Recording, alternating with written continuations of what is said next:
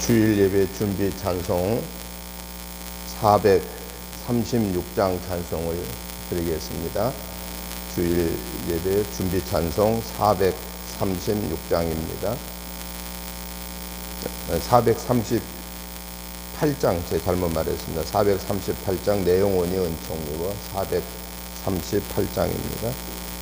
내 영혼이 은총입어 중한죄짐 벗고 보니 슬픔 많은 이 세상도 천국으로 가도다. 할렐루야 찬양하세. 내 모든 죄 사함받고 주 예수와 동행하니 그 어디나 하늘나라. 주의 얼굴 뵙기 전에 멀리 뵈던 하늘나라. 내 맘속에 이루어지니 날로 가깝도다. 할렐루야 찬양하세. 내 모든 죄 사함받고 주 예수와 동행하니 그 어디나 하늘나라. 높은 산이 거친 들이 조막이나 궁궐이나 내 주 예수 모신 곳이 그 어디나 하늘나라. 할렐루야 찬양하세. 내 모든 죄 사함받고 주 예수와 동행하니 그 어디나 하늘나라. 아멘. 440장을 한 장 더 찬송 드리고 예배 시작하겠습니다. 어디든지 예수 나를 이끌며 어디든지 예수 함께 가려네. 야 예수 함께 아니 가면 낙없고 예수님과 동행하면 겁없네. 어디를 가든지 겁낼 것 없네. 어디든지 예수 함께 가려네. 세상 친구 모두 나를 떠나도 주와 동행하면 외로움 없겠네. 가는 길이 위태하고 험해도 어디든지 예수 함께 가려네. 어디를 가든지 겁낼 것 없네. 어디든지 예수 함께 가려네.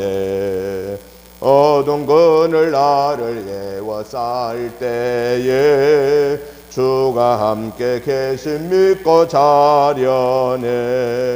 죽은 후에 천국에서 깨어나 예수 함께 길이 살리라. 어디를 가든지 겁낼 것 없네. 어디든지 예수 함께 가려네. 다시 한번 부릅니다. 어디든지 예수 나를 이끌며 어디든지 예수 함께 가려네. 예수 함께 아니 가면 낙없고 예수님과 동행하면 겁없네. 어디를 가든지 겁낼 것 없네. 어디든지 예수 함께 가려네. 세상 친구 모두 나를 떠나도 주와 동행하면 외로움 없겠네. 가는 길이 위태하고 험해도 어디든지 예수 함께 가려네. 어디를 가든지 겁낼 것 없네. 어디든지 예수 함께 가려네. 어두운 그늘 나를 예워쌀 때에 주가 함께 계심 믿고 자려네. 죽은 후에 천국에서 깨어나 예수 함께 길이 살리라. 어디를 가든지 겁낼 것 없네. 어디든지 예수 함께 가려네. 아멘. 다 같이 묵도 드리심으로 주일날 예배 시작하겠습니다. 복 있는 사람은 악인들의 꾀를 따르지 아니하며 죄인들의 길에 서지 아니하며 오만한 자들의 자리에 앉지 아니하고 오직 여호와의 율법을 즐거워하여 그의 율법을 주야로 묵상하는도다. 그는 시냇가에 심은 나무가 철을 따라 열매를 맺으며 그 잎사귀가 마르지 아니함 같으니 그가 하는 모든 일이 다 형통하리로다. 악인들은 그렇지 아니하며 오직 바람에 나는 겨와 같도다. 그러므로 악인들은 심판을 견디지 못하며 죄인들이 의인들의 모임에 들지 못하리로다. 무릇 의인들의 길은 여호와께서 인정하시나 악인들의 길은 망하리로다. 거룩하시고 자비로우신 하나님 아버지, 은혜와 사랑을 감사합니다. 지난 한 주간을 하나님의 은혜의 장중에 영혼 육간을 승리하게 하시고 오늘 거룩하고 복된 주일을 허락하여 주시고 하나님의 전으로 나오게 하시고 있는 곳에서 온라인으로 예배로 영광 올려드리게 하시오니 감사합니다. 이 시간 우리의 예배를 기뻐 받아 주옵소서. 그러기 위해서 저희들 지난 한 주간의 삶 속에서 연약하여서 알지 못하여서 순간적인 욕심 때문에 마음속으로 입술로 행동으로 지은 모든 허물 죄들을 예수 그리스도의 보혈의 피를 의지하여 회개합니다. 이 시간 우리의 모든 허물 죄를 용서해 주시고 기억하지도 마시고 뒤로 돌려 주옵소서.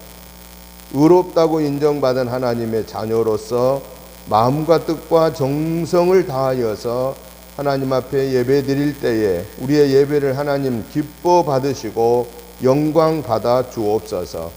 저희들에게 하늘 보좌 여시고 하늘의 은혜로 땅의 은혜로 채워 주시어서 이번 한 주간에도 성삼위 하나님과 온전히 동행하며 승리하는 복된 한 주간 되게 하여 주옵소서. 오늘 또 하나님의 말씀 속에서 주의 음성 듣기를 사모하오니 사모하는 저희들에게 꼭 필요한 말씀으로 응답하여 주옵소서. 오늘 예배의 시종을 주께 의탁하오며 예수님의 이름으로 기도하옵나이다. 아멘. 다 같이 일어나셔서 찬송가 25장 찬송을 드리겠습니다. 멸류관 벗어서 주 앞에 드리세. 저 천사 기쁜 노래가 온 땅에 퍼지네. 내 허나 깨어서 주 찬송하여라. 온 백성 죄를 속하신 만왕의 왕일세. 멸류관 벗어서 주 앞에 드리세. 그 성과 몸의 상처가 영광 중 빛나네. 하늘의 천사도 그 영광 보고서 고난의 신비 알고자 늘 흠모하도다. 멸류관 벗어서 주 앞에 드리세. 온 세상 전쟁 그치고 참 평화 오겠네. 주 보좌 앞에서 온 백성 엎드려 그 한량없는 영광을 늘 찬송합니다. 아멘. 교독문 2번에 있는 말씀을 교독하겠습니다. 어찌하여 이방 나라들이 분노하며 민족들이 헛된 일을 꾸미는가?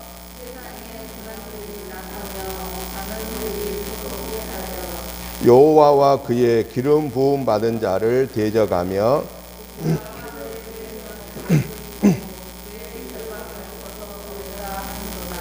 하늘에 계신 이가 웃으시며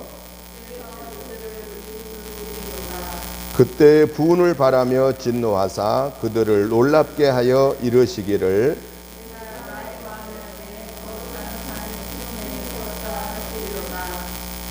내가 여호와의 명령을 전하노라. 여호와께서 내게 이르시되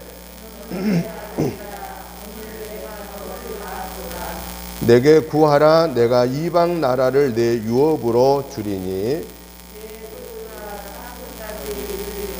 아멘.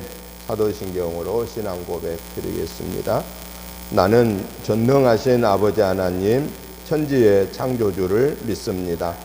나는 그의 유일하신 아들 우리 주 예수 그리스도를 믿습니다. 그는 성령으로 잉태되어 동정녀 마리아에게 나시고 본디오 빌라도에게 고난을 받아 십자가에 못 박혀 죽으시고 장사된 지 사흘 만에 죽은 자 가운데서 다시 살아나셨으며 하늘에 오르시어 전능하신 아버지 하나님 우편에 앉아 계시다가 거기로부터 살아있는 자와 죽은 자를 심판하러 오십니다. 나는 성령을 믿으며 거룩한 공교회와 성도의 교제와 죄를 용서받는 것과 몸의 부활과 영생을 믿습니다. 아멘. 앉아주시기 바랍니다. 찬송가 96장 찬송을 드리겠습니다. 예수님은 누구신가? 우는 자의 위로와 없는 자의 풍성이며 천한 자의 높음과 잡힌 자의 노임되고 우리 기쁨 되시네. 예수님은 누구신가? 약한 자의 강함과 눈먼 자의 빛이시며 병든 자의 고침과 죽은 자의 부활되고 우리 생명 되시네. 예수님은 누구신가? 추한 자의 정함과 죽을 자의 생명이며 죄인들의 중보와 멸망자의 구원되고 우리 평화 되시네. 예수님은 누구신가?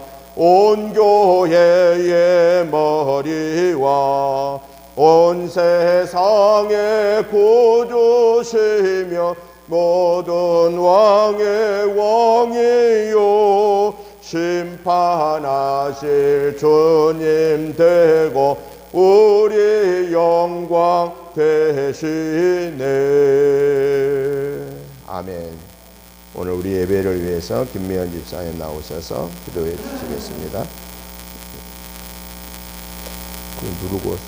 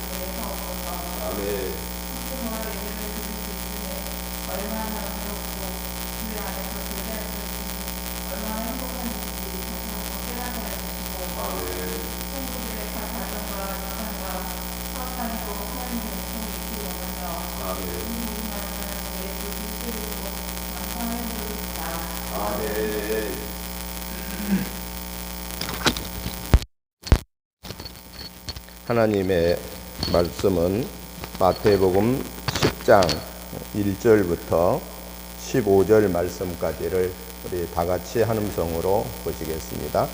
마태복음 10장 1절부터 15절 말씀입니다. 다 같이 한음성으로 보시겠습니다. 예수께서 그의 12제자를 부르사 더러운 귀신을 쫓아내며 모든 병과 모든 약한 것을 고치는 권능을 주시니라.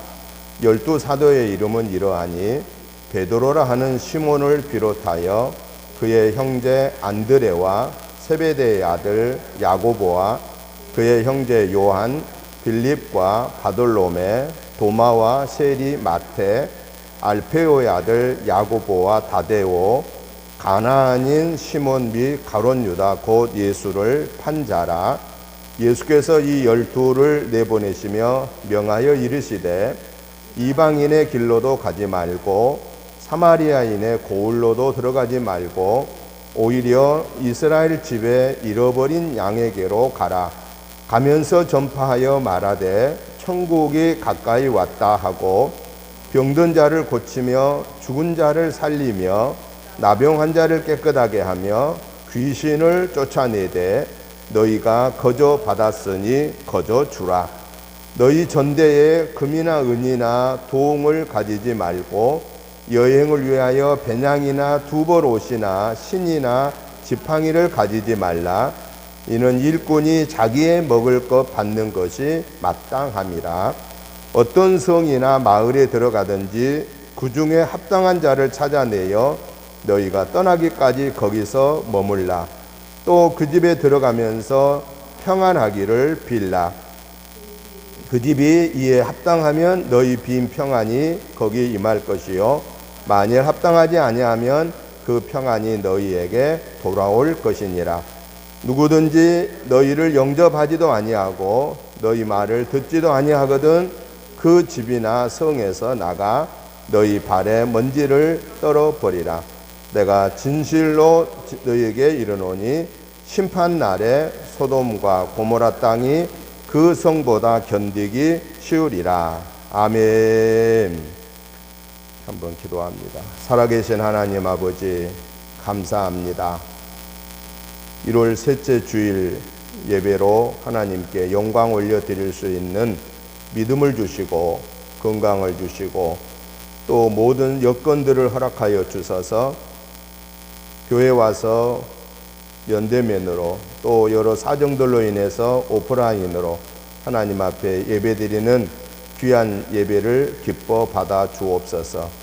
하나님 아버지, 오늘 교회에서 드리는 예배나 또 온라인으로 드려지는 예배들을 드리는 성도들이나 있는 곳에 성삼위 하나님이 좌정하여 주셔서 오늘 우리의 예배 속에서 하나님의 음성을 듣게 하여 주시고 성령님의 강권한 은혜를 체험하는 복된 시간이 되게 하옵소서. 우리의 이 예배에서 악한 사단을 물리쳐 주옵소서. 악한 사탄아, 나사렛 예수의 이름으로 명령하노니 오늘 우리의 예배에서 썩 물러갈지어다, 썩 물러갈지어다, 썩 물러갈지어다. 오직 성부 성자 성령의 삼위일체 하나님이 예배를 주관하시고 홀로 영광 받아 주옵소서. 예수님의 이름으로 축복하오며 간절히 기도하옵나이다. 아멘. 오늘 우리가 같이 보신 마태복음 10장 1절부터 15절의 말씀의 내용을 중심해서 제자의 삶이라고 하는 이런 주제로 오늘 말씀을 네 가지로 정리를 해보면서 말씀의 은혜를 받고자 합니다. 첫째는 예수님이 제자로 부르신 그 12명의 제자들의 명단과 이 제자들을 부르심을 통해서 우리에게 말씀하심이 무엇인가 하는 것을 살펴보고, 두 번째는 예수님이 제자들을 부르시고 나서 제자들에게 권능을 주셨고, 그리고 세 번째는 명령을 내리십니다. 그래서 예수님이 제자를 부르시고 권능 주시고 명령하심을 통해서 우리에게 주시는 뇌마의 말씀이 교훈이 뭔가를 마지막으로 정리해 보면서 말씀의 은혜를 받고자 합니다. 먼저 예수님께서 12명의 제자를 부르시는 과정이 오늘 본문에 있는 1절부터 4절에 이 화면에 띄워진 내용입니다. 예수님이 부르시는 제자들을 보니까 베드로라 하는 시몬, 그의 형제 안드레와 세베대의 아들 야고보, 그의 형제 요한, 빌립과 바돌로메, 도마와 세리, 마태, 알페오의 아들 야고보와 다데오, 가나안인 시몬, 그리고 예수님을 팔았던 가룟 유다, 이렇게 12명의 제자를 예수님이 부르셨습니다. 여기서 중요한 사실은 제자는 누가 제자가 될 수 있느냐에 대한 말씀을 주고 있습니다.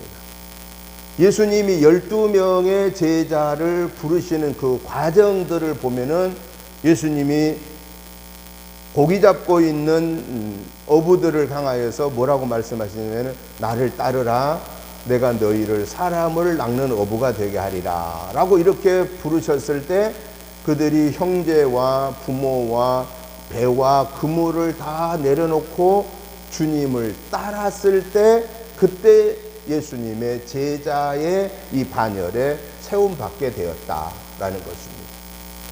그러면 제자는 누가 될 수 있느냐? 가장 중요한 첫째는 주님의 부르심이 계셔야 된다 하는 것입니다.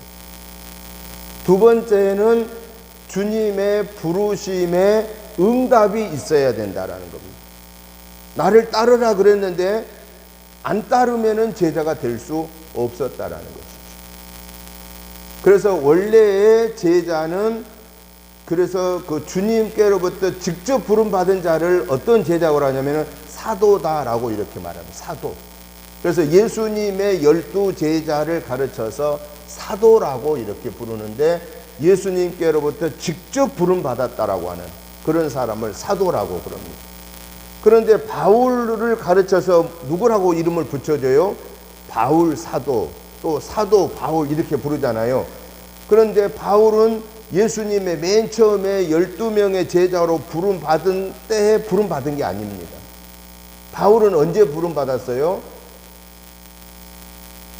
주님이 이미 십자가의 대속의 은혜를 베푸시고 승천한 이후에 예수 믿는 제자들을 잡아오게 가두고 매를 때리게 하고 죽이게 하는 일에 가담하는 사람이었는데, 그가 마지막 다메섹 도상에 도망가 있는 예수님의 제자들을 잡으러 가는 과정에서 주님의 부름을 받았을 때, 사울아 사울하고 부르실 때 그가 거꾸로 져서 주여 누시니까 나는 네가 핍박하는 예수다 라고 했을 때, 제가 언제 주를 핍박했습니까? 그때 예수님 뭐라고 합니까? 나를 믿는 자를 핍박하는 것이 나를 핍박하는 거다 라고.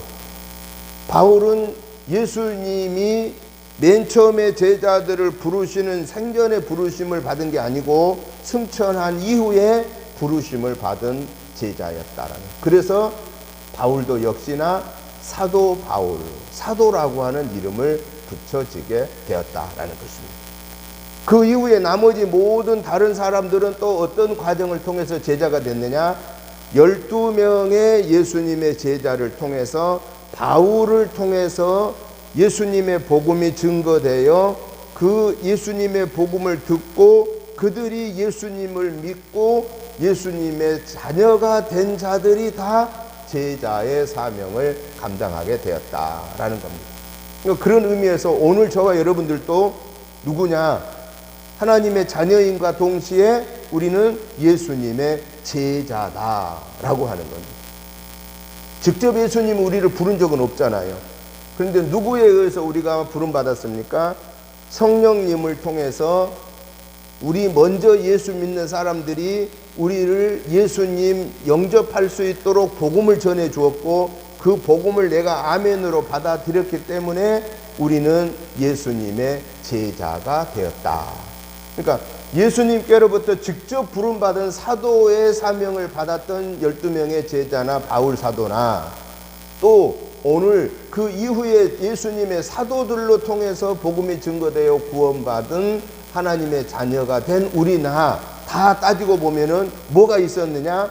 부르심과 응답이 있었다라고 하는 겁니다. 그래서 제자는 주님의 부르심, 이것을 이제 소명, 콜링이라고 말하고, 그 다음에 내가 그 부르심에 아멘, 화답함이 있을 때 제자가 된다 하는 것을 오늘 이 본문에서 12명의 제자를 부르심을 통해서 우리에게 말씀하시고 계시고요. 두 번째는 예수님이 이렇게 어부들을 부르셔서 제자를 삼으셨는데, 그 제자들이 이 예수님의 복음을 증거하려고 하면은 뭐가 있어야 되겠어요? 복음을 증거할 만한 힘이 그들에게 있어야 된다라는 힘이. 그래서 예수님이 오늘 본문에 있는 말씀 5절부터 말씀을 보면은 우리 예수님이 힘을 주시는데, 먼저 여기서 보겠습니다. 1절에서 보겠습니다. 1절 우리 다 같이 한번 읽어보겠습니다. 시작. 예수께서 그의 12 제자를 부르사 더러운 귀신을 쫓아내며 모든 병과 모든 약한 것을 고치는 권능을 주시니라. 예수님이 12명의 제자를 부르시고 나서 그들에게 뭘 줬느냐? 권능을 주었다고 말해요. 권능, 권세와 능력을 주었다라는 겁니다. 왜냐하면은 예수님의 복음을 증거하려고 하면은 이게 쉬운 일이 아니잖아요. 예수가 누군지도 모르는 사람들한테 예수님을 증거하려고 하면은 뭔가 그 권세와 능력이 나타나야 되잖아요. 근데 어떤 권세와 능력을 주셨습니까? 귀신을 쫓아내는 능력을 주었고, 모든 병과 모든 약한 것을 고치는 능력을 주었다. 그러면 다른 사람들이 할 수 없는 것을 예수님은 제자들에게 그 권세를 주었다라는 겁니다. 그러니까 사람들이, 예수님의 제자들이 예수님의 말씀을 나중에 증거했잖아요. 예수님 살아생전에는 별 할 게 없었어요. 그냥 예수님 따라다니면 됐어요. 그럼 예수님이 병든 자 고쳐주고 죽은 자 살리고 귀신 들린 자 내쫓고 제자들이 한 일이 아무것도 없어요. 심지어는 예수님이 변화산상에 올라가셔서 베드로, 요한, 야고보를 데리고 가셔서 기도하고 내려오실 때 그 나머지 제자들 9명의 제자들이 귀신 들린 자 하나를 내쫓지 못하고 막 끙끙대고 있었잖아요. 그때 예수님이 내려오셔서 그냥 말씀으로 내쫓아버렸을 때 제자들이 도대체 우리는 그렇게 이 귀신 들린 자를 못 쫓았는데 우리가 어떻게 해야 이런 귀신을 쫓아낼 수 있습니까? 라고 그랬을 때 예수님은 제자들에게 뭐라고 말씀하세요? 기도 외에는 이런 능력이 나갈 수 없느니라. 예수님 살아생전에 3년 동안 제자의 사명을 감당하는 12명의 제자들은 그들이 귀신 하나도 내쫓지를 못했어요. 그런데 언제부터 제자들이 그 일을 감당할 수 있었느냐? 예수님이 죽으시고 부활하시고 승천하시면서 내가 아버지께로 가면 너희에게 보혜사 성령을 보내주리라. 오늘 오후 예배의 말씀입니다. 성령을 보내주리라. 그러니 너희가 성령 받기를 힘써 기도해라 라고 했을 때 예수님이 부활하시고 40일 동안 계시다가 승천하시고 그 말씀을 들은 제자들이 마가의 다락방에 모여 기도할 때 50일째 되는 예수님이 부활하시고 승천하여 열흘이 되어서 예수님 부활부터 50일째 되는 날에 예루살렘의 마가 다락방에서 120명의 제자들이 모여서 그 예수님이 말씀하신 성령의 능력을 받게 해달라고 막 기도할 때 그때 그들이 성령의 능력을 받아서 방언을 하기 시작해가지고 예루살렘에 와 있는 16개 나라 사람들이 각각 자기들의 언어로 그 방언하는 120명의 문도들의 방언 소리를 알아듣게 되었다라는 겁니다. 그래서 그때부터 성령의 능력을 받았기 때문에 그 성령의 능력을 받고 나서 예수님의 제자들이 이제 가서 병든 자도 고치고 죽은 자도 살리고 강하고 담대해지기 시작하여서 그 예수님의 12 제자들과 나중에 부름받은 바울 사도를 통하여서 오늘의 세계 복음화가 이루어졌다라고 하는 사실입니다. 그래서 복음은 누구를 통해서 이루어지느냐? 하나님의 나라는 누구를 통해서 확장되느냐? 제자들을 통해서 확장된다. 다른 말로 말하면은 우리 은혜교회가 부흥 성장하려면 누구를 통해서 이루어지느냐? 오늘 저와 여러분들이 제자의 사명을 감당해야 된다 그 말입니다. 나만 예수 믿고 우리 가정만 구원받는 것은 가장 기본적인 것이고 주님은 우리에게 분명히 먼저 나를 불러주시고 먼저 우리 가정이 구원받게 하신 것은 나를 통해서 우리 가정을 통해서 다른 사람들을 구원하고 다른 가정을 구원하라고 하는 명령을 우리에게 주었다라는 거예요. 그 명령에 순종할 때 하나님의 교회는 우리 은혜 교회는 부흥한다라는 거예요. 그런데 우리가 예배만 와서 드리고 입을 딱 닫히고 한 사람한테도 예수 믿으시라고 복음을 전하지 아니하고 어느 교회로 인도해내지 않으면은 교회가 부흥할까요? 부흥하지 않습니다. 목사인 저를 비롯하여서 우리 모든 성도들이 자꾸 입을 열어서 복음을 증거해야 돼. 다른 사람에게 예수님을 증거해야 돼. 예수님을 믿어야 우리가 구원받는다는 걸 증거해야 됩니다. 예수님을 믿어야 진정한 마음의 평안과 기쁨과 소망과 즐거움이 있다고 하는 것을 증거해야 됩니다. 예수님을 믿어야 우리가 영원한 영생 복락을 누릴 수 있다라는 천국의 은혜를 우리가 받을 수 있다라는 이 사실을 증거해야 된다라는 겁니다. 예수님의 12명의 제자 바울 사도 모두 13명, 나중에 중간에 가룟 유다는 예수님을 배반하고 떠났고 목매달려 죽었고 그 부족한 한 사람을 마띠아를 제비뽑기에서 채워 넣어서 예수님의 제자가 13명으로서 제자의 사명을 감당했는데 예수님의 12명의 제자는 아시아 복음 전도회, 그 다음에 바울 사도는 유럽 복음 사역에, 이방인 사역에, 유럽 사역에 복음을 증거하여 오늘의 2000년이 지난 지금의 세계의 곳곳에 복음이 들어가지 않는 곳이 없을 정도로 13명의 제자의 사명이 이렇게 큰 역사를 이루었다라는 사실입니다. 이것은 오늘 우리에게 뭘 말씀하느냐? 저와 여러분들 중에 몇 명이라도 우리가 열심을 내어 복음을 증거하면 하나님은 우리를 통해서 놀라운 역사를 이루신다라고 하는 사실입니다. 그리고 이 복음 증거한 것은 우리 그리스도인에게, 하나님의 자녀된 저와 여러분에게 주신 명령이라고 하는 사실입니다. 너희는 가서 모든 족속을 제자 삼아 아버지와 아들과 성령의 이름으로 세례를 주고 가르쳐 지켜 행하게 하라. 볼지어다 내가 세상 끝날까지 너희와 항상 함께 있으리라고 마태복음 28장 18절부터 20절에서 마지막 제자의 사명을 감당하는 자들에게 주님의 지상명령을 내리시고 그 지상명령에 순종하는 자에게 내가 세상 끝날까지 함께 하겠다고 보장의 말씀을 주셨다라는 사실입니다. 그리고 주님은 우리가 그 사명을 감당하면은요, 사람들이 할 수 없는 능력을 우리에게 주신다라는 거예요. 큰 능력을. 어떤 능력이냐? 귀신을 쫓아내는 능력, 병을 고치는 능력, 약한 것을 고치는 능력, 우리 인간으로 할 수 없는 일들을 주님은 하신다라고 오늘 본문에서 말씀하고 계십니다. 그리고 나서 오늘 본문의 6절부터 예수님이 우리에게 명령하심을, 마지막 말씀까지 명령하시는 것이 5가지 명령이 있어요. 첫째 명령 6절을 우리 다 같이 읽어보겠습니다. 오히려 이스라엘 집에 잃어버린 양에게로 가라. 이게 예수님이 제자로 부른 12명의 제자들에게 내리는 첫째 명령입니다. 어디로도 가지 말라고 했느냐? 5절을 보십시오.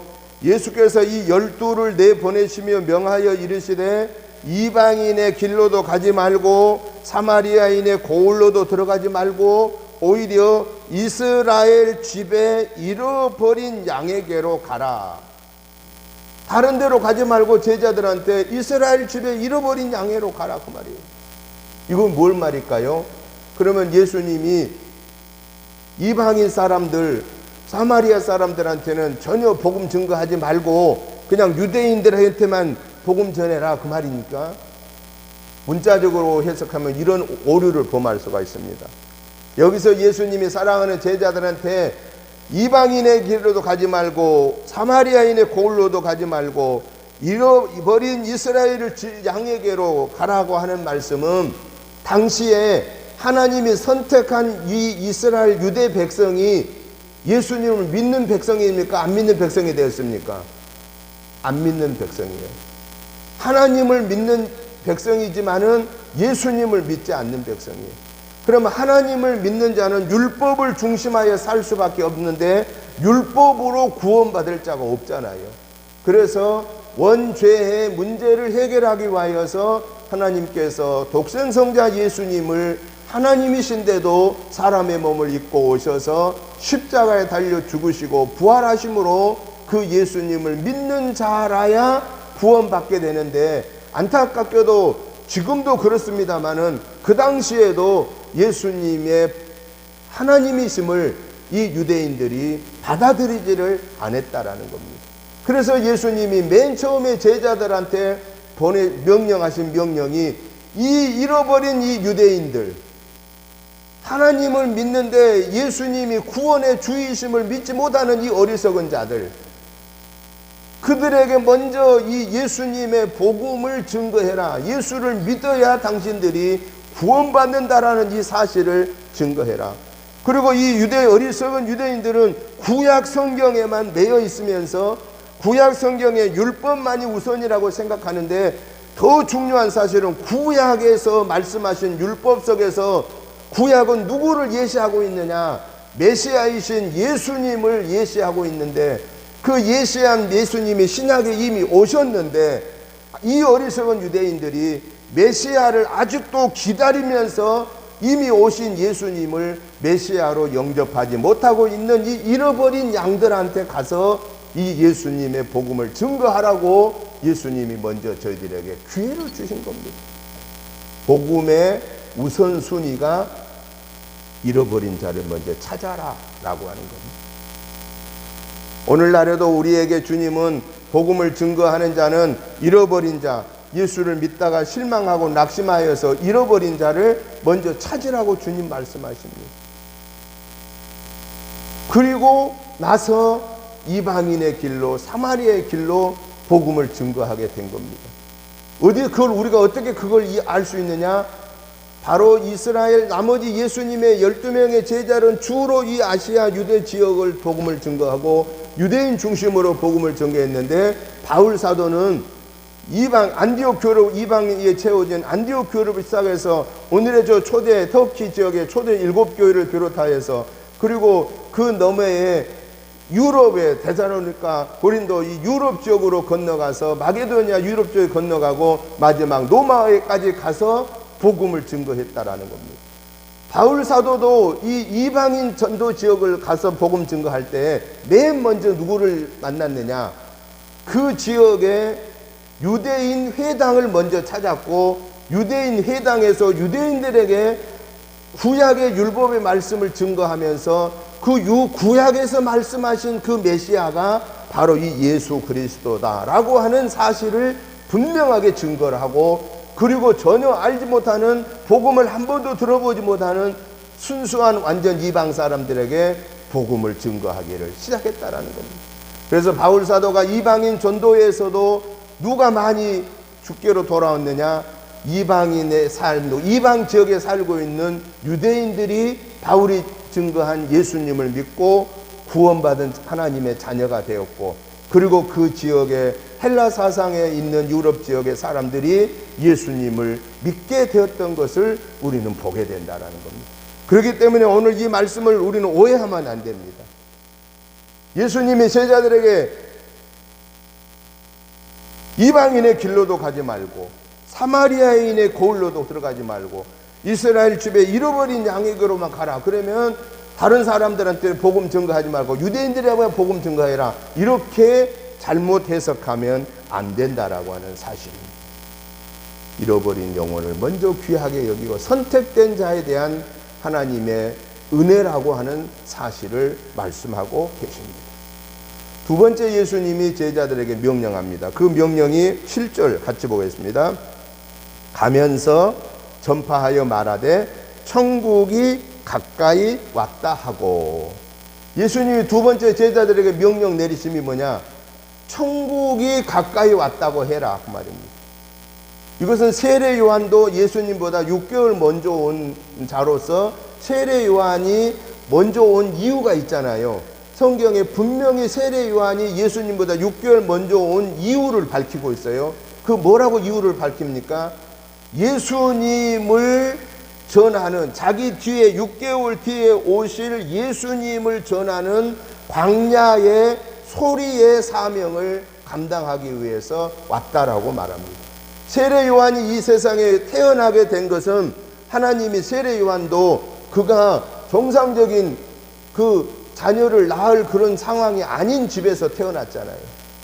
지금 아이를 가질 수 없는 그 상황에서 하나님이 그 가정에 세례 요한을 선물로 주셨는데, 그 세례 요한을 그 가정에 선물로 주신 목적이 예수님을 증거하는 사명을 감당하기 위해서. 그래서 세례 요한은 나중에 예수님을 증거하는데, 나는 내 뒤에 오실 예수님을 위해서 증거한다. 나는 그분, 내 뒤에 오실 그분은 나는 그분의 힘들매도 감당할 만큼 그런 자도 되지 못한다. 그 예수님 힘들고 다닌 것만큼 그런 자격도 나는 못 된다.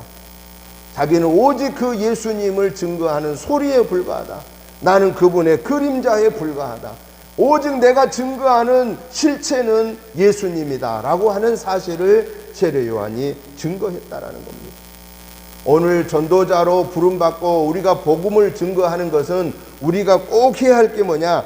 천국이 가까이 왔다라고 말해라. 천국은 뭐예요? 하나님의 나라입니다. 그 하나님의 나라는 한마디로 뭐 하느냐? 당시에 예수님입니다. 오늘 또 천국은 예수님을 믿는 자에게 주어지는 특권이기 때문에 바로 우리가 예수 믿는 저와 여러분들이 복음을 증거하는 핵심은 예수님을 증거해라. 예수님이 하나님인데 사람을 믿고 오셨습니다. 그 이유는 아담 이후에 원죄로부터 죽을 수밖에 없는 우리를 살리기 위하여서 하나님이신 예수님이 사람의 몸을 입고 오셨습니다. 그리고 그 예수님이 우리 죄를 대신하여 십자가에 달려 죽으시고 3일 만에 부활하셨습니다. 그리고 그분이 아버지 우편에 올라가셔서 우리 갈 곳을 준비하시면 우리를 다시 데리러 오실 겁니다. 그분이 다시 우리를 데리러 오시면 살아있는 우리는 들림받았고, 이미 예수 믿다 세상 떠나신 분들은 그 무덤에서 일어나서 주님을 맞이하여 천년왕국을 이루고 그 이후에 영원한 영생의 복을, 우리가 천국을 가게 될 것입니다 라고 하는 이 사실을 증거하는 게 뭐냐? 천국이 가까웠다 라고 하는 이 사실입니다. 왜 우리가 천국이 가까이 왔다고 그래야 되느냐? 오늘 내가 가까이 내게 온 천국을 소유하지 못하면 내일은 내게 보장이 안 될 수 있다라는 겁니다. 이건 저와 여러분들이 나이가 드신 분은, 예를 들어서 80이 되신 분은 내가 살 날이 많지 않았다 이렇게 객관적으로 생각할 수 있어요. 또 50대 되는 사람은 앞으로 내가 한 40년은 더 살겠지, 좀 여유롭게 생각할 수가 있어요. 청년들은 아직도 내가 60년, 70년을 살 수 있다 이렇게 생각할 수가 있어요. 물론 객관적으로는 그 말이 맞습니다. 그러나 80대신 분이 정정하게 90, 100수까지 건강에 사신 분도 계시고, 반면에 20대나 50대가 중간에 갑자기 세상을 떠나는 경우도 있다라는 거예요.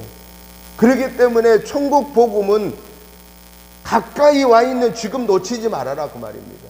내일 나에게 천국이 기회가 잃어버릴 수가 있다는 거예요. 천국의 기회는 언제냐? 지금이라고 하는 거예요. 지금. 그렇기 때문에 우리가 지금 만난 사람에게 예수님의 이 구원의 복음을 지금 받아들여야 천국이 이루어집니다 라고 하는 것을 증거하라고 하는 이 사실을 오늘 본문에서 말씀하고 계십니다. 그리고 세 번째 명령은 오늘 본문 8절을 다 같이 읽어보겠습니다. 병든 자를 고치며 죽은 자를 살리며 나병한 자를 깨끗하게 하며 귀신을 쫓아내되 너희가 거저 받았으니 거저 주어라 라고 말씀합니다. 천국 복음을 증거한 다음에는 뭐 해라는 거예요? 육신에 필요한 것을 채워주어라 그 말입니다. 여러분, 우리 대부분 사람들이 가장 필요로 한 게 뭘까요? 병드는 겁니다. 병든 것으로부터 고침받는 겁니다. 여러분, 예수 믿어 구원받은 우리도 연약한 인간이기 때문에 병이 들어요, 안 들어요? 우리도 병이 듭니다. 예수 안 믿는 사람들도 역시나 병이 듭니다. 그러면 우리는 하나님 앞에 이 예수님의 천국 복음을 증거하고 끝나버리면 안 되고, 그 연약한 육신을 위해서도 우리는 하나님 앞에 내게 주신 능력 가지고 그 능력을 행하라는 거예요. 그래서 우리 예수님이 오늘 본문 1절에서 제자들한테 어떤 권능을 주셨습니까? 병든 자를 고치고 약한 자를 강건케 하는 권세를 주셨다라고 말씀하고 계십니다. 그런데 그러한 능력을 행할 때에 거저 받았으니 거저 주라고 그래요.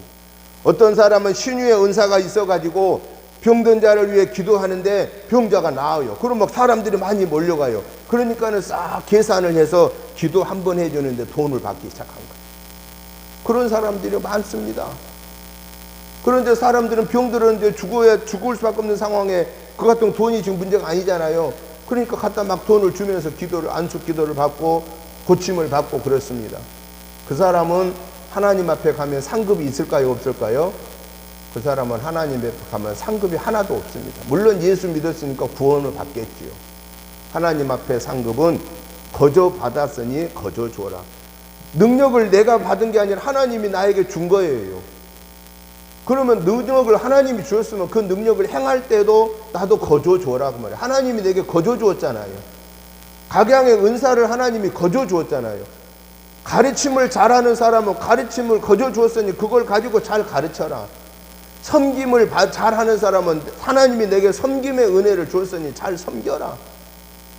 그런데 그걸 내 이익을 얻으면서 내 개인적인 사욕을 챙기면서 하나님의 주신 능력을 값으로 대체해버리면은 하늘의 상급이 없다라고 하는 사실을 말씀하고 계십니다.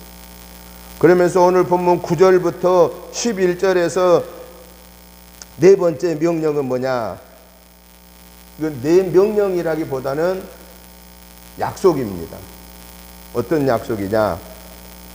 내가 너와 함께 한다. 그렇기 때문에 너는 뭐 해야 되느냐? 전도하는데 전대나 금이나 음이나 도움을 가지고 다니지 말고 여행을 위해서 배냥이나 두벌옷이나 신발이나 지팡이를 가지고 다니지 말아라. 네가 들어가는 곳에서는 언제든지 그곳에서 너를 돕는 자를 통해서 네가 먹고 네가 거기서 자고 그리고 너는 돌아다녀라. 그 말은 무슨 얘기예요? 제자는 사람들을 의지하지 말고 하나님을 우선해라. 그러면 내가 너와 함께 한다 라고 하는 사실입니다. 여러분, 전도자가 충분하게 돈도 많이 가지고 다니고 모든 것 여건을 다 가지고 다니면은 하나님을 절실하게 하나님의 도움을 구할까요? 안 구할까요? 솔직히 우리가 인간이니까 덜 구하는 거예요. 여러분, 여러분들이 생각해 보세요. 돈도 막 엄청 많아요. 건강도 막 좋아요. 가정에 자녀들도 잘 돼요. 걱정할 게 아무것도 없어요. 그러면 여러분들이 하나님의 도우심을 간절하게 구하는 기도를 할까요? 안 할까요? 솔직히 덜합니다. 완전히 안 하지는 않겠죠. 솔직히 진실한 기도가 안 나옵니다. 솔직히 하나님 앞에 매달려 하나님이 해결해 주셔야 됩니다는 이런 기도가 안 나온다라는 거예요. 안 나와. 그런데 아무것도 없어요. 마치 무전 여행, 배냥 여행을 간 사람은 아무것도 없어. 먼저 가는 비행기표밖에 없어. 그런데 거기 가서 복음을 증거할 때 어떻게 했어요? 하나님이 아니면 나는 아무것도 할 수 없습니다. 날마다 순간마다 누구한테 매달려요? 하나님 앞에 매달려요. 그래서 배냥 전도 여행이 이런 선교 단체들을 통해서 이루어지는 경우가 많습니다. 그래서 아무것도 못 갖고 가요.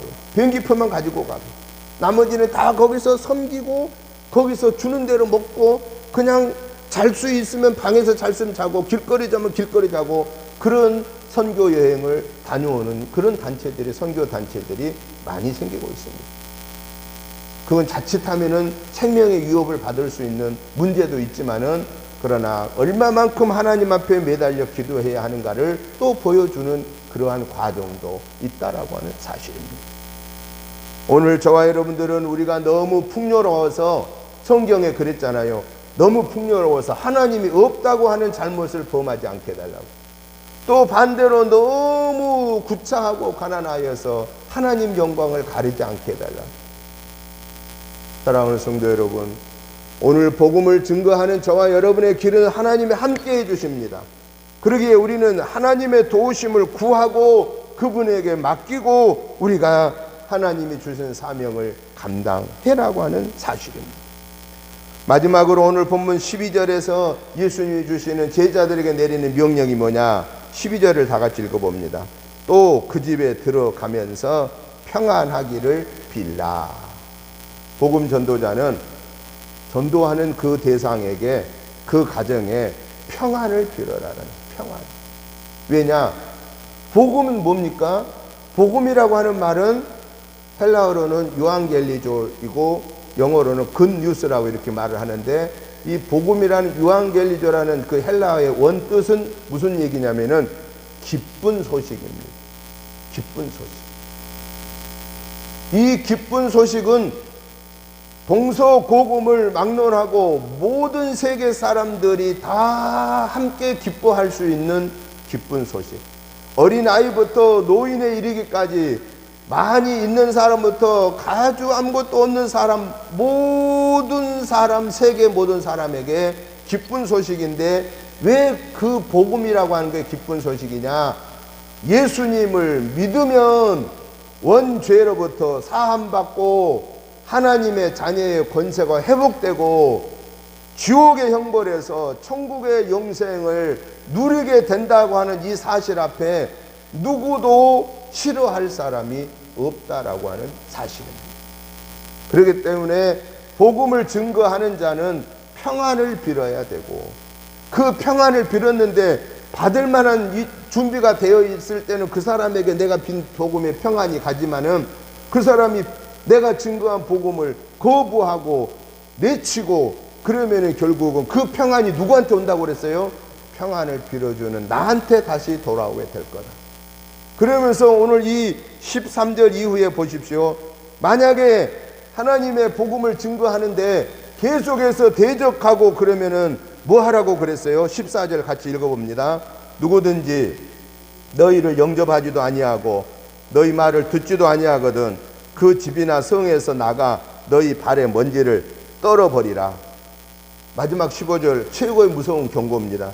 내가 진실로 너희에게 이르노니 심판 날에 소돔과 고모라 땅이 그 성보다 견디기 쉬우리라. 무서운 경고를 주고 계십니다. 복음 증거하는 저와 여러분들은 평안의 복을 빌어주되 계속해서 우리 복음 증거자 전도자를 반대하고 억압하고 핍박하면은 몸에 먼지를 털어버리고 나와라. 그러면 그 사람들이 어떤 형국에 이르게 되느냐? 주님이 심판의 왕으로 오실 때 소돔 고모라 성의 유황불로 멸망하는 그것보다도 더 힘들 것이다 라고 하는 사실입니다. 그러기에 저와 여러분들은 될 수 있는 대로 뭘 해야 되느냐? 평안을 비는 걸로 해야 돼요. 하나님, 나를 대적할 때 하나님 이 영혼이 이 복음을 거역하면 얼마나 무서운 하나님의 심판이 있다는 것을 모르고 저러니 하나님 용서해 주시고 긍휼의 은혜를 주세요. 마치 우리 예수님이 십자가에 달려 죽으시면서도 아버지여 저들을 용서해 주옵소서, 저들이 하는 일이 얼마나 악한 일인가를 알지 못해서 저럽니다라고 우리 예수님이 십자가에 달려 죽으면서까지 당신을 십자가에 못 박는 자들을 용서해 달라고 했던 것과 같이 스데반 집사가 복음을 증거하다가 붙잡혀서 돌에 맞아 죽으면서 아버지여 저들을 용서해 주옵소서, 저들이 하는 일을 알지 못해서 저렇습니다 라고 하면서 돌에 맞아 순교하면서도 용서하려고 했던 것과 같이 오늘 저와 여러분들은 복음을 증거하는 자는 우리는 축복을 비는 자가 되어야 된다, 평안을 비는 자가 되어야 된다 하는 것입니다. 왜냐? 예수 믿어 구원받은 하나님의 자녀들의 입을 통해서 나가는 말은요, 하나님이 책임을 져요. 권세가 있게 하는 거예요. 예수 믿는 사람들이 저주하면요, 저주가 그게 가는 거예요. 그러나 예수 믿는 우리가 축복하면요, 축복이 그대로 복이 가는 거예요. 그런데 저와 여러분들 이 하나님이 주신 이 거룩한 입을 가지고 복을 비는 자가 되어야지 저주하는 자가 되어서 되겠습니까? 우리는 자식들한테도 말할 때도 말도 조심해야 돼요. 저 빌어먹을 놈, 못될 놈, 뭐살 놈, 무슨 할 놈. 옛날에 얼마나 우리 어르신들이 우리 부모 세대에서 욕을 많이 했습니까? 그 우리 대한민국이 얼마나 어려운 고난을 많이 겪었습니까? 우리는 자식들한테도 복을 비는 말을 해야 돼요. 못된 말을 하면 안 됩니다. 나를 힘들게 하는 사람들한테도 하나님 저거 꼴 보기 싫으니 쫄딱 망해서 떠나가 해주세요. 그러지 말고 하나님 저가 잘 돼서 좋은 길로 이 지역을 떠나게 해주세요. 하나님은 나를 아시는 거예요. 내가 축복하는 그걸 아시고 하나님은 나에게 내가 비는 축복을 하나님은 또 내게 주신다라는 겁니다. 사랑하는 성도 여러분, 오늘 예수님이 12명의 제자들을 부르시고 권능을 주시고 능력을 주시고 명령을 주심을 통해서 우리에게 오늘 우리에게 주신 내만은 주님이 우리에게 말씀합니다. 김 목사야, 아무개야, 여러분 이름을 부르면서 너도 내 제자다. 그 말은 무슨 얘기예요? 너도 내 제자의 사명을 감당해라. 내가 너희에게 권능을 주겠다. 너는 내가 명령하는 명령을 쫓아 행해라. 잃어버린 이스라엘을 찾아라. 이방인 영혼을 구원해라. 그들을 위해서 축복을 빌어라. 인내하며 그 영혼을 건져내라고 하는 이 주님의 명령의 말씀을 우리는 듣고 우리가 복음 증거할 때 다른 사사로운 얘기하지 말고 예수님의 천국의 이 복음의 비밀을 증거하라고 주님은 오늘 저와 여러분에게 말씀하십니다. 그러기 위해서 저와 여러분이 해야 할 게 두 번째 내만은 뭐냐? 능력 받아라. 우리가 주님의 복음을 증거하는데 능력이 없으면 안 됩니다. 어떤 능력을 받아야 되겠습니까? 말씀의 능력을 받아야 합니다. 하나님 말씀 붙잡고 기도해야 합니다. 하나님 나에게 말씀의 권세를 주옵소서. 내가 증거하는 말씀에 성령이 역사하셔서 그 말씀을 듣는 자가 내가 어찌할꼬 통해하는 역사가 일어나게 주옵소서. 우리는 기도의 능력을 받아야 합니다. 하나님 앞에 매달려서 생사를 놓고 하나님 앞에 매달려 기도하는 그러한 절박한 심령으로 한 영혼을 구원하기 위하여서 그 영혼을 불쌍히 여기는 마음을 가지고 우리는 기도해야 됩니다. 그리고 우리는 성령의 능력을 받아야 합니다. 성령님이 함께 하지 아니하면은 우리는 아무것도 할 수 없습니다. 성령이 하나님이여 나와 동행하여 주옵소서.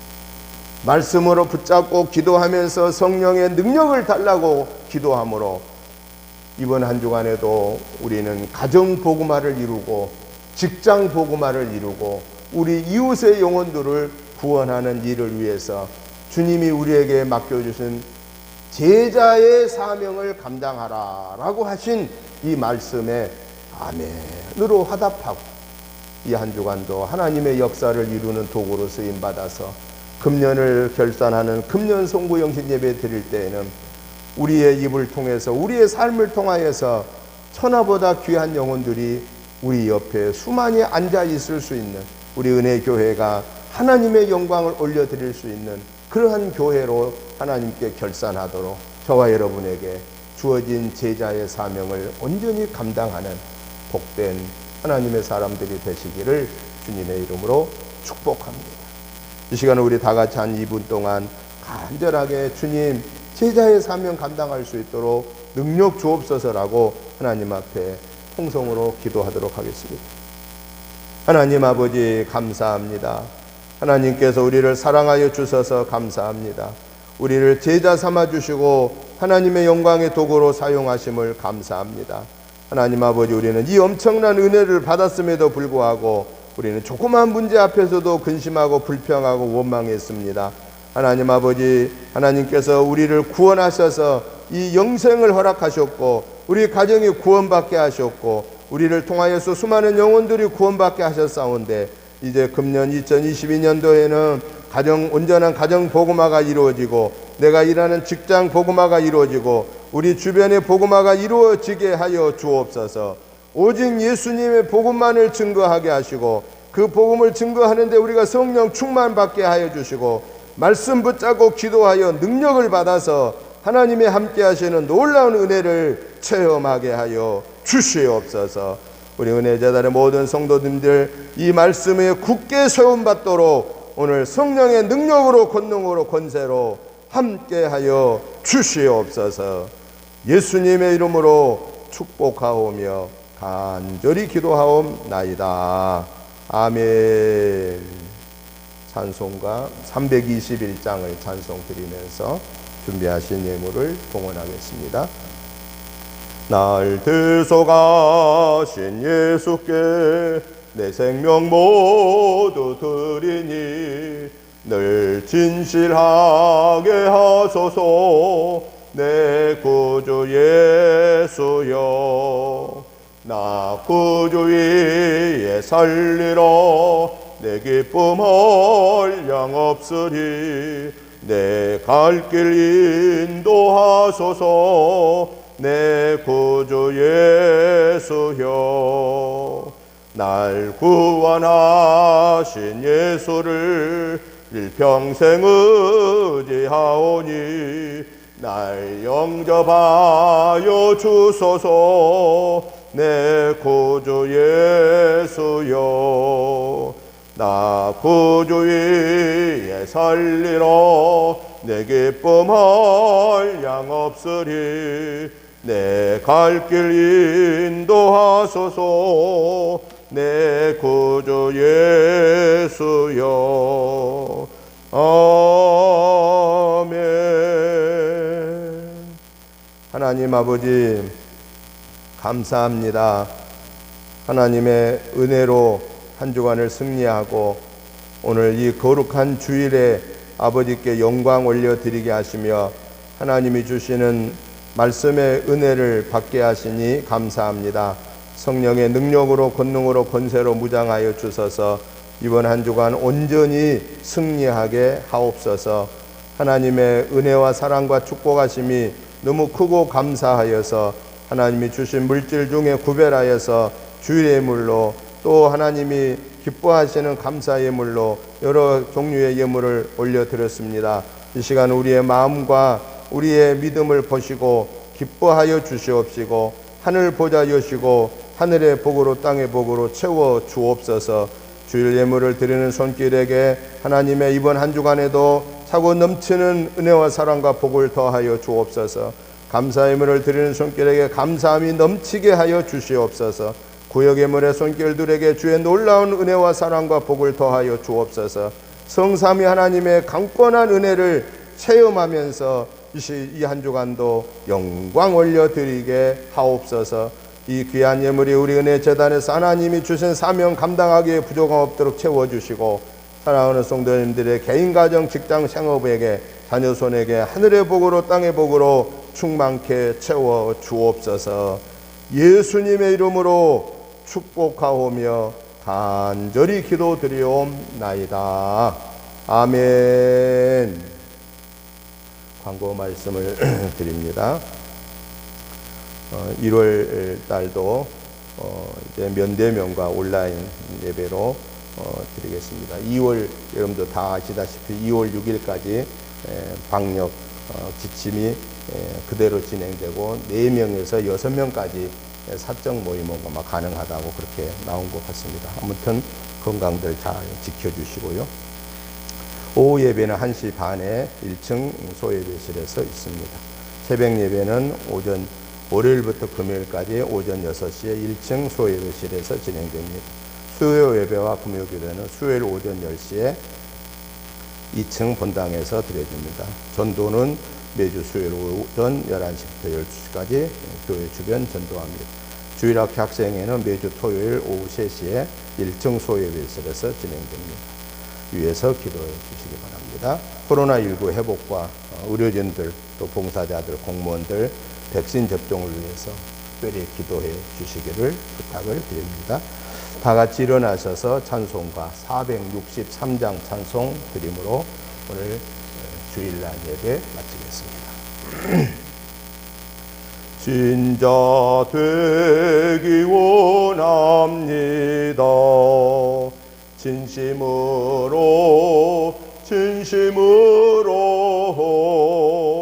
신자 되기 원합니다. 진심으로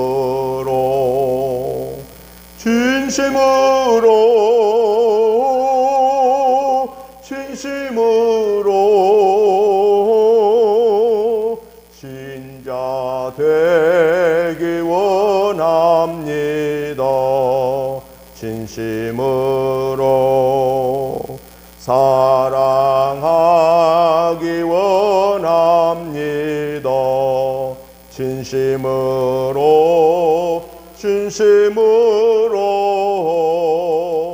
사랑하기 원합니다.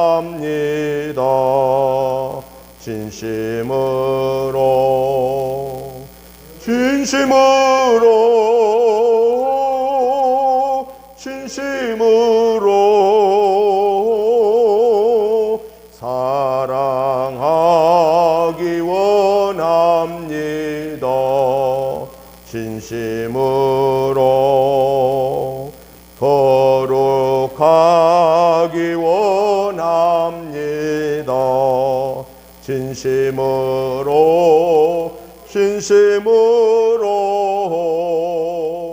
거룩하기 원합니다.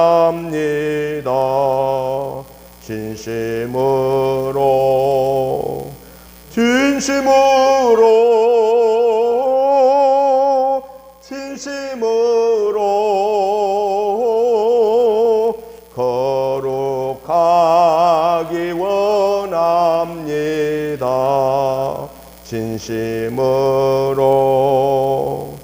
예수 닮기 원합니다. 진심으로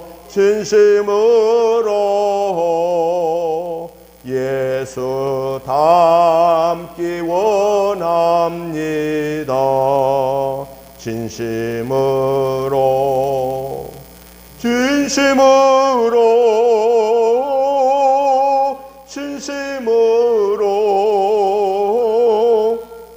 예수 닮기 원합니다. 진심으로. 아멘. 이제는 우리 주 예수 그리스도의 크신 은혜와 아버지 하나님의 지극하신 사랑하심과 성령님의 감동 감화 충만한 역사하심이 오늘 또 제자로 부름받은 저희들에게 권능을 주시고 명령하심 앞에 아멘 할렐루야 화답하여 하나님의 영광을 올려드리고 하나님의 나라를 이루어가는 도구로 쓰임받기를 사모하는 저희들과 가정과 자녀 손들과 생업과 또 더 나아가 우리 은혜 재단과 이 지역과 나라와 민족 위에 이제부터 영원토록 함께 계시옵기를 간절히 축원하옵나이다.